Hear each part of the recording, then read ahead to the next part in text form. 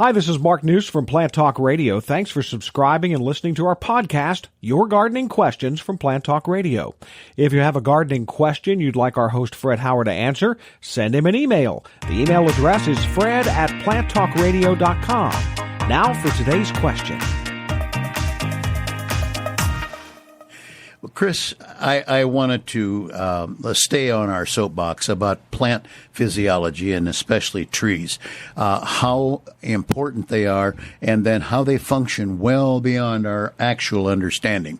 And this business, again, back to the first time I told a man his trees were stressed, the look of disbelief on his face was really precious. It had been a long time since I've seen it, but it is real. And I guess the thing to remember is that as the weather rolls around and the heat of summer hits, especially that time, we can run back and forth to our car from air conditioning to house air conditioning or office, etc. We can go to the faucet and drag off a glass of water, whatever.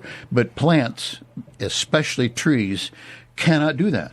And the older they get, not unlike the human physiology, they're a little less able to handle some traumas. So let's just, if nothing else, let's keep them watered, fertilized, and thinned out so that the air can move through them and things like that.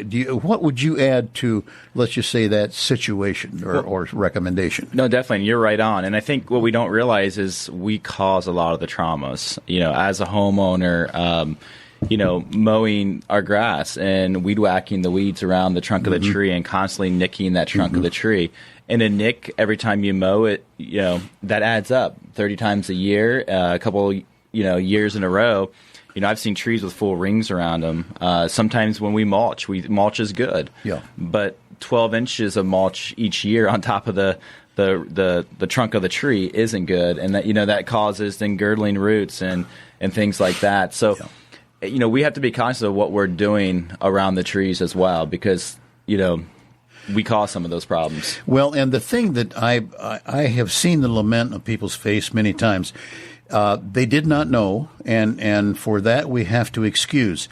But had they asked when something started to look peculiar, might have been saved or trees might have been saved with remedial care and easy things, because a girdled root, people think, what does that mean? First of all, what does it look like? Can you see it? Well, yes, sometimes you can, sometimes you can't.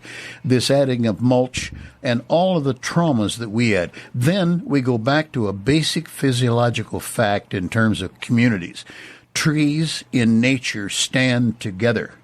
There are sometimes many of different kinds involved. But when the wind blows 40 miles an hour, the whole forest bends a little bit.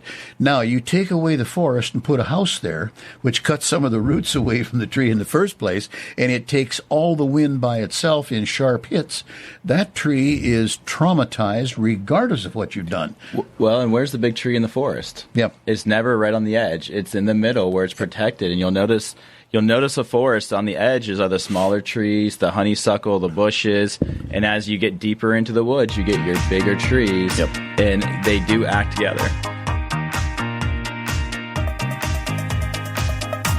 Hey, thanks again for listening to our podcast. Be sure to subscribe to our other podcasts as well, the Plant of the Week podcast and the Plant Talk Radio podcast, all on iTunes or your favorite podcast player.